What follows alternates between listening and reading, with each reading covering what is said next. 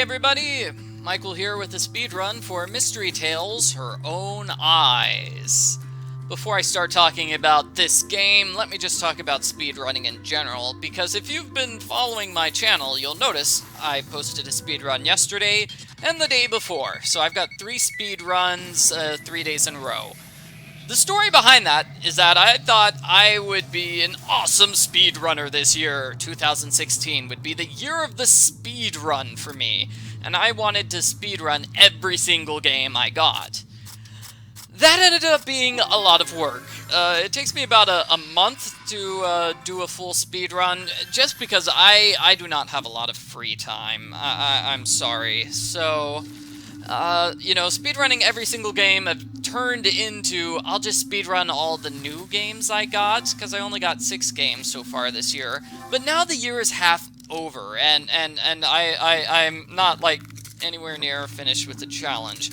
So what I decided to do is basically, you know, I was almost done with speedrunning this game, you know, so I said, hey, you know what, I'll put up the speedruns I finished, I'll finish this speedrun, and then that'll be it for my year of the speedrun. 3 speedruns in a row is pretty nice, right? So, my apologies to everybody who's expecting to see me speedrun every single game I got this year. I hope you will enjoy the 3 speedruns I did manage to do before running out of time. Technically, I did do 4 speedruns, though. I did speedrun Edge of Reality, Ring of Destiny, which is a game that came out this year. So technically, I did speedrun 4 games that came out this year. Technically, kind of. Anyway, this game is totally not the sort of game I would have picked to do a speedrun for, which it was part of the idea behind, you know, me speedrunning a bunch of games. You know, this is not a game I would normally speedrun, and it turned out to be a very, very pleasant surprise. This game is a lot of fun to speedrun. It is, shall I say, it's very regular, and it's also very varied, if that makes sense. So, like on this screen, you'll notice I'm doing a bunch of different challenges. And, the order you can do the challenges in, well, I guess because we're at the very start of the game, you can only do things in, like, one very specific order. But, later on in this game, like now, for instance, we have some variation. Like, I can do the dog challenge first, which is what I chose to do. Or I could do the glasses challenge first. And that's what I really liked about this particular speedrun, was simply because it wasn't, I do the same thing in the exact same order, exact same thing in exact same order every single time. That is, to be fair, that is a fast way to get through a lot of games, but it's also kind of boring to run. You know, it's very repetitive, I should say. Each segment I recorded here, I recorded 5 times. So I did, yeah, 5 times. So I did 2 practice runs, so I would figure out the route, figure out what the puzzles are, probably what the best way to solve the puzzles are. And then 3 times I recorded for real, in that, you know, I actually filmed myself recording it, and this is just the summary of my best times. Okay, so I think that's enough introduction. Now that we're almost finished with the first part, check this out. Hidden Objects Challenge, bam. So I started, basically the speedrun is made up of 11 different segments, and it's very regular when it comes to the Hidden Objects challenges. There is a Hidden Objects challenge pretty much every 3 minutes of the game. So that was nice. I like that about the game. We had convenient, regular stopping spots. So that made speedrunning it a lot easier. Because if you've seen some other speedruns, which are segmented, you might notice it's like, oh, okay, somebody does a segment that's like 10 seconds long, and then a segment that's 10 minutes long, and that can be really frustrating for a speedrunner. Simply because, well, you've got a huge long segment, and you need to play for a really long time without making any major mistakes. Okay, so this is another screen where it's like you can do things in pretty much any order you want. It's nice. It's nice. This is a tough challenge. Normally I would skip it, but I can do it. Yeah! If I'm lucky, I can get it. The strategy guide in the lower left-hand corner, there's a strategy guide button. It does not actually help very much with that challenge. And what am I doing wrong here? Okay, so that was me clicking in the wrong area, unfortunately. Now, I say you can do things in pretty much any order, but obviously what I did was I did the puzzles in a specific order. That is, I finished with the faucet puzzle last. That way, you know, I'd have all the ingredients for that bottle of water that I made the lady. Basically, I made her, I got her a glass of water, something to calm her down. She's very sad because her daughter's a ghost, and she responded nicely by giving me the token, so I can solve some sort of token puzzle, and I am just playing with these bags here, so I can continue to the scene where the girl was murdered.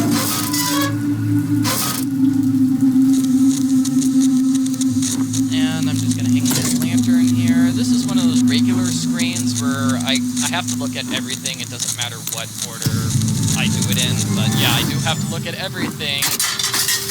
So that's something else about this speedrun, is usually in video games, obviously it's faster if I don't look at everything. I'm not sure I'm explaining that well. Okay, so the one thing I'm not actually looking at on the screen, and technically not this screen, the screen is right before it, but you'll notice I didn't look at the gate on the left. So that's because I don't need to look at the gate for anything. I will look at the gate later on, but it's a time saver if I only take one look at this gate. See right here, this gate? Yeah, it's a time saver. It would be a time saver if I could do the puzzle, so I only look at the gate once as opposed to looking at the gate multiple times. Obviously that's not the case here. I'm going to have to come back to the gate in order to push the button. But that is a trick I try to do, like with the backpack there. I didn't look at the backpack earlier. I only looked at the backpack when I could solve the backpack puzzle. And that's it. Does that make sense? I hope that makes sense. It's basically, I don't want to take any unnecessary trips to areas. I don't want to zoom in on things unnecessarily. I just want to look at things once, and that's all. So this is a hint warp. The hint button lets me warp over here. And that would be the main area where the speedrun could easily be improved, is because I skipped the file, which is in the upper left-hand corner, I believe. There's some sort of file on the screen, and so because I skipped it because it's not necessary, you can skip it.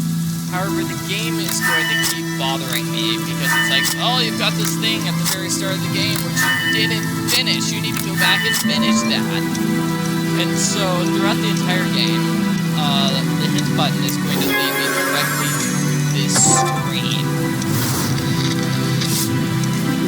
So that's going to be convenient. It's going to come in handy. It's going to allow me to warp at a couple of places. I mean, you've already seen me use it before at one point. However, it's not going to let me warp anywhere else. So I think that would be the downside of the hint button. I think maybe you could speed through this game a little bit faster if you had better use of the hint button in order to warp from place to place. I think that is one spot where you could improve the speedrun. Another spot, not actually moving that skull head. That's actually an optional thing, which I found out later. And something I found out here in the middle of the speedrun, believe it or not, is I use the light bulb over here to zoom in on the screen, and it automatically solves the puzzle of putting the light bulb in the screen. And that's something you can do for a lot of different screens in this game. I tried to do it, whenever I could. I did not go back and restart my speedrun from the beginning to see if there were places I could have used that earlier. But basically, the idea is, if it's a minor screen, like one of those pop-up windows where you just use an item there and that's it, then if you zoom in on that screen with the item, then it automatically solves the puzzle for you. It saves you a couple seconds because you don't have to go down to your inventory and pull out the item after zooming in on the screen. And the game is very picky about this, I should point out. Very, very picky about it, so it worked here. But that's not really a zoom-in screen. This is a puzzle. This is mostly a matter of luck. If you can win this puzzle or not, I think I'm going to win it, actually. But I win it for the skip button in the lower left-hand corner. This is one, I mean, that's a screen where I cannot do a quick zoom with the beaver. It's because I have to use the beaver and then pick up things. So the skip button, I didn't mention that, but I didn't mention it yet. But it's 10 seconds to solve a puzzle. So if I've ever got a puzzle which takes more than 10 seconds to solve, I just use the skip button to skip over it.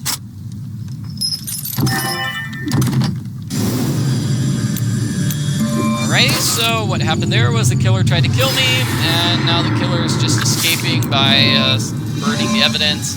And you destroyed the bridge, so we're going to have to chase after the killer.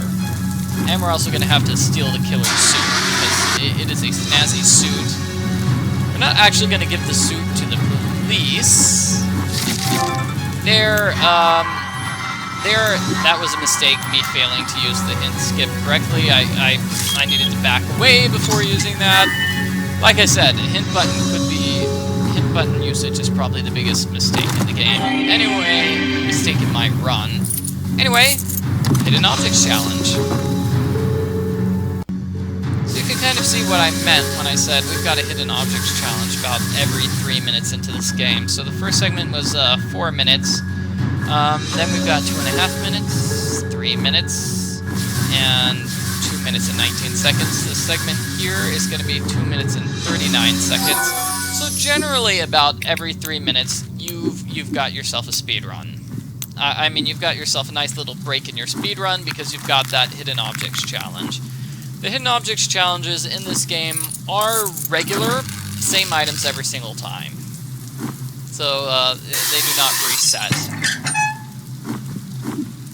And you kind of saw me fail with the hint challenge, and I mean that's exactly what I keep trying to say about using the hint button to skip places. Like I normally would have used the hint warp to bring myself here, except that doesn't work because it would bring me back to the screen right outside the police station because it still thinks I've got to look at the file there.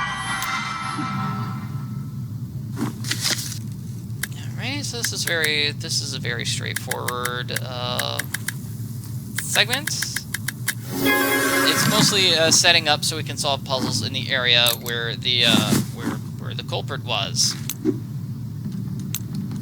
And yeah, you can see it's a little bit slow to move left and right through the map. It's definitely faster to use the hint warp. Okay, so now that I've solved all the puzzles in the outside area, I can go back here, solve all these puzzles here, right in a row. Smash. This puzzle looks like it should be able to be finished more quickly in less than 10 seconds, but alas, it was not able to be done so. And you can see me trying to move them. It's basically move these things in a very specific order, and I skip the puzzle. Okay, that gives me 2 fuses, and I can use the fuses over here.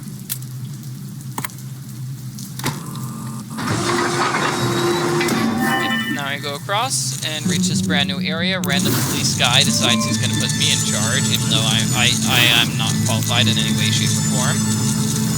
I drop these things, well, this thing onto the bag. Basically, I just do everything I can here outside of the house, because the next segment's going to be a nice long one inside the house. Well, maybe not the next segment. The next segment is going to be the nice long one. This one's still going to be kind of long here.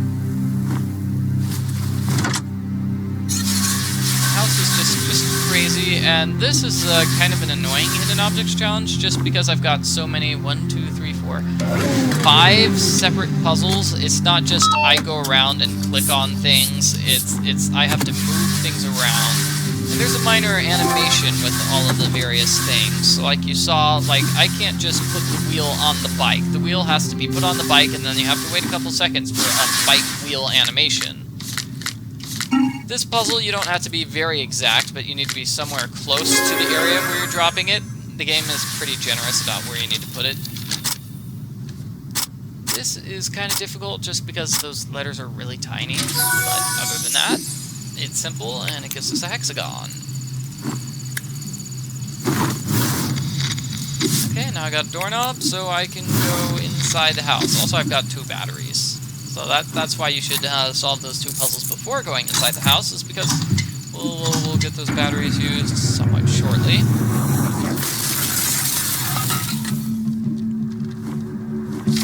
Okay, obviously you can see what I do with pieces of paper just throughout this run is I just try to click through paper as soon as possible, or I just ignore the pieces of paper completely. There are lots of pieces of paper which are completely optional.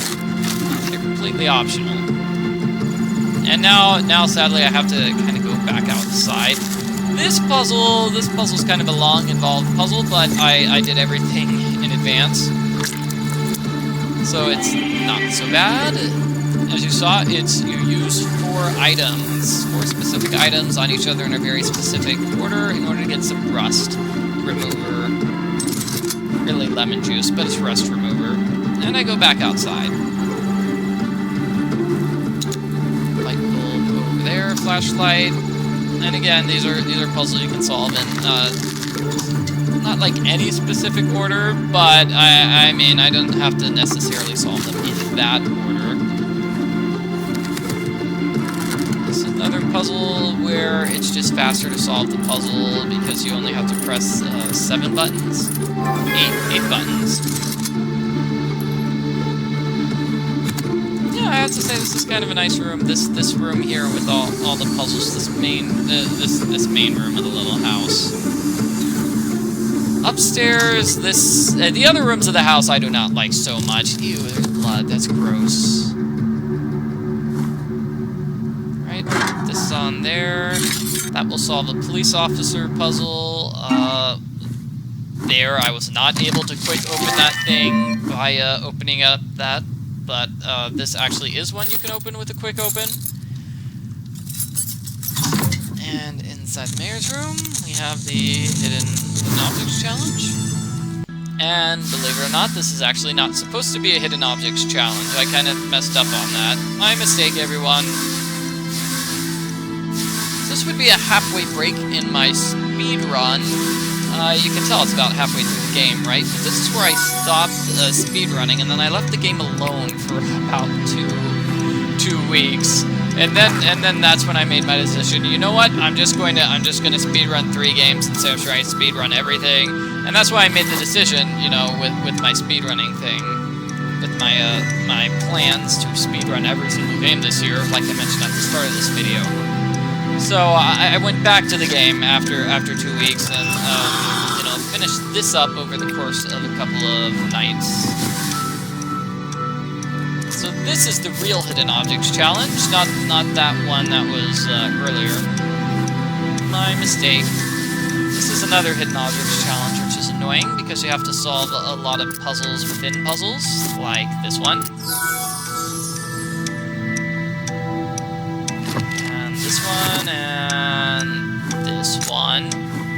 Well, I guess we only have 2 puzzles within puzzles, but we still have a lot of things like use the zipper, move the zipper, create the needle and thread, use the needle and thread. Alright, and this gives me stuff for upstairs. So I have to pause here for a moment, because if you try to do it too quickly, like I did right there, the arrow just decides it's not going to work. And I fixed the arrow here so I could do a warp. Because if I didn't fix the arrow, the game would want me to fix the arrow when I use the hit button. Solution to that puzzle is always the same. Cleverly arranged it so I have those things ready before solving the puzzle, rather than solving that puzzle earlier and then coming back for the police badge stuff.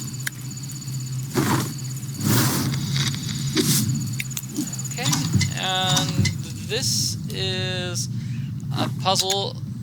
Again, I'm doing that just so I can do another hint warp. Otherwise, the game would just be mean and try to zoom in on that puzzle, as opposed to using the hint button to let me warp. I skipped this puzzle, obviously. It feels like that should be a puzzle which I can do by myself, but no, nope. Okay, got the mayor's photo. Warp.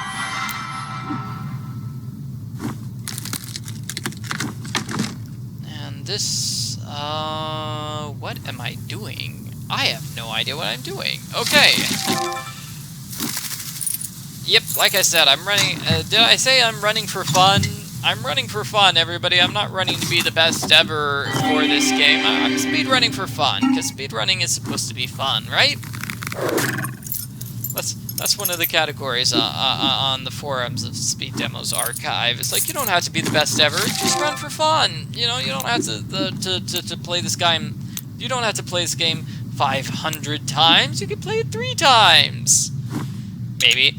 This puzzle, you need to put those things on there, very specific order. And now that I'm thinking about it, I'm not sure why I solved half that puzzle first and then the second half later, because I used the hint warp from a completely different screen. So maybe I was, I don't know, muscle memory, and deciding to skip at a different point. I don't know. You'd have to ask the Michael who actually recorded this. Please help me. I can't get out of these swamps. This is kind of a random puzzle here. But basically, we talk to that guy, we get the stick, and then we use it here. Watch this kind of slow animation of me getting clothes. And I'm going to turn the clothes into a rope, using this rope that I don't know where our character got rope, but rope appears. And now we have a rope of clothes. Okay, now we've saved that random guy, and we can continue.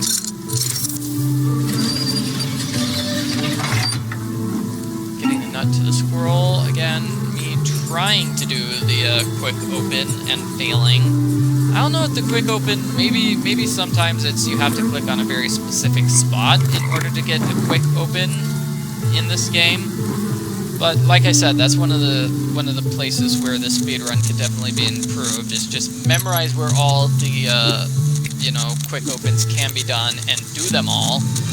Number 2, obviously better use of the hint button, using the hint warp. I'm not going to be using hint warp at all for the rest of the game, because I don't have any reason to go back to town and reach the police area. From here on out, once you get past the mayor's house, you just kind of never go back. We're just moving forward. So the entire first half of the game is not... the entire first half of the game, we're not going back to any of those screens anymore. I think the farthest back I'm going to go back is the swamp where that guy was hiding, and even then, I'm not going to be going back once I fix this boat. That's what I'm doing right now. I'm setting up for the boat puzzle. I'm going to be solving the puzzle before I actually see the boat and realize I have to do it. Now, this area was not my favorite while playing the game itself, and it's equally unpleasant to speedrun, because this one does require you to solve puzzles in a very specific order.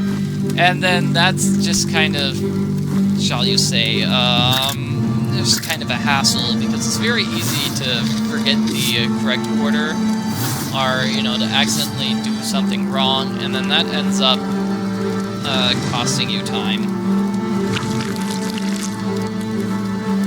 So there's also kind of a lot of running back and forth. That was a quick open. That was nice.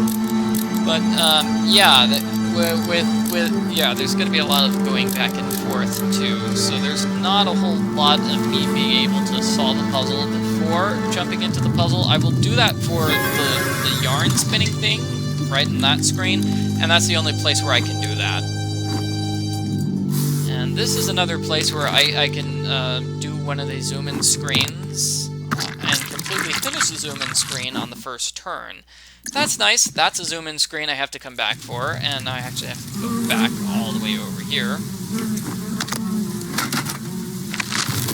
Alright, because I've got the glass cutter, I can open up this. this and get 2 more items. And I can open up this, but I'll have to come back later in order to cut that final strap there. And here I'm just making a fishing hook, just because I don't know, it was a convenient time to do it. And inventory management there, I think that's the only place where you have a huge inventory and you have to scroll left or right. So that's part of the reason why I made the fishing hook, was to make my inventory smaller, so I didn't have to go left or right in my inventory quite as far. I still had to do a little bit of going back left to get the ball of yarn, but still, you know, it wasn't all that bad. So that's something I was able to do pretty well in this speedrun, is the inventory management. Is never having too many inventory items. And that's part of the reason why this is a tricky area. Again, it's because this area involves you having a lot of items, because I've got several multi-part puzzles, which I'm kind of solving. Kind of going to solve in just a moment. Here, let me get to the bee thing. And here you'll see my inventory start to shrink a little bit, maybe. Have to wait a couple seconds. The game will not let you proceed without waiting a couple seconds. That just happens. I don't know, it's just a peculiarity of the game. Okay, use the map to warp back here. Cut this open. And now I've got everything. Now I'll solve the multi-part puzzles. So, what we're going to do... Oh no, I destroyed the boat. Oh no, oh no. So, this multi-part puzzle, with 4 inventory items, maybe 5, I think it's like 4. Right. And then this multi-part puzzle, with just 2 inventory items, so that's not so bad, but still... You'll notice my inventory is a lot smaller now. I've jumped down to only having 2 items as opposed to having 10. 8, 9, yeah, whatever. Anyway, this is a puzzle that is 100% should be skipped. And because this was a long segment, I just decided I'm going to end as soon as I reach this new area. Because this is, like I said, one of those new areas in the game where once we show up here, we're never going any farther backwards. We're never going to see any of the previous screens again. This is one of those brand new stopping points. And here's something kind of strange-ish. This is another area where you kind of have to solve puzzles in a kind of specific order. Basically, you want to get those scissors first before doing anything. That's basically, you know, those those knives in the shape of an X. That's basically what you want to do. Here, I'm not looking at the thing in the handbag, the paper in the handbag, because that's an optional paper, so I save time by not doing it. However, that kind of makes my hint button a little invalidated. I can't use my hint button for anything else. Yeah, I can't really use it to zoom in on anything else because it will always want me to open up that purse and finish looking at that piece of paper. Okay, so, solved all the puzzles on that screen, now we go back over here. And like I said, there's a little variation. I could have done the slingshot on that second screen on my second time around, not my first time around. Doesn't really make that much of a difference. Grabbing that bowl, grabbing that thing. Another wait a couple seconds, I believe. Nope. That didn't take a couple seconds. That was almost instantaneous. Right. So now we meet this random girl. Oh no, oh no, oh no. She's in bad shape. She definitely needs to be healed or something like that.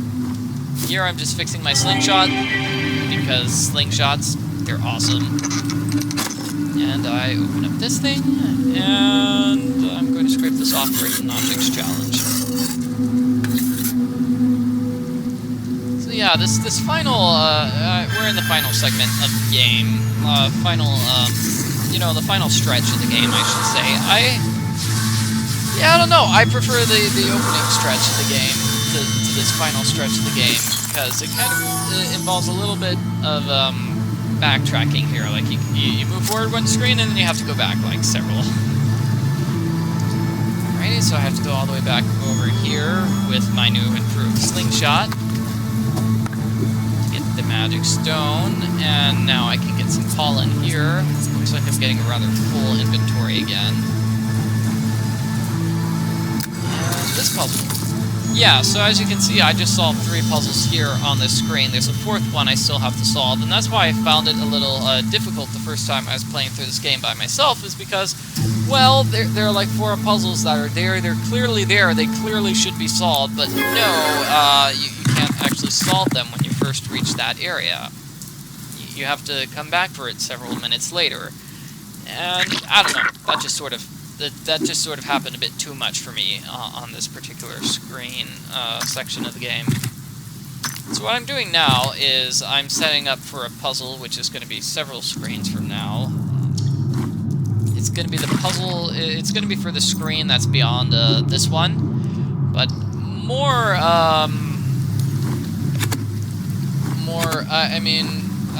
this puzzle is what I'm going to do right now. More importantly, I'm setting up for this puzzle right here. That's what I was trying to say. Because that will save this girl. Now she gives me a note. The note will let me get through this area.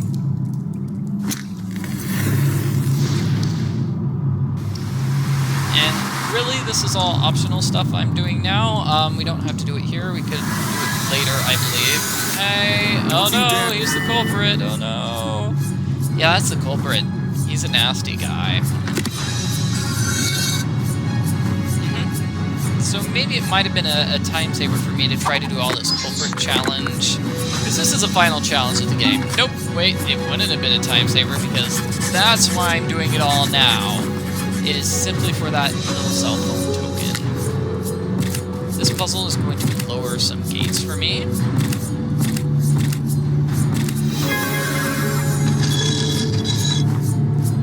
There's a quick open. I haven't seen one of those in a while, right? And that gives me a bowl, which I can use over here. Another quick open. Great. And that's a lever, which I'll be using for the mayor's area later. We're trying to capture up to him. Okay, so the cell phone thing brings me all the way back over here. I feel like this commentary I'm doing is not being very useful in terms of how to speedrun the game. It's more like, oh, I do this, and then I did that. Oh, and then I solved this puzzle. Yay! But radio goes over here. You'll notice I try to skip. I skip every scene. There's a button in the upper left-hand corner that lets me skip scene. Upper right-hand corner that I use to skip scenes. Final Hidden Objects Challenge, final segment of the game.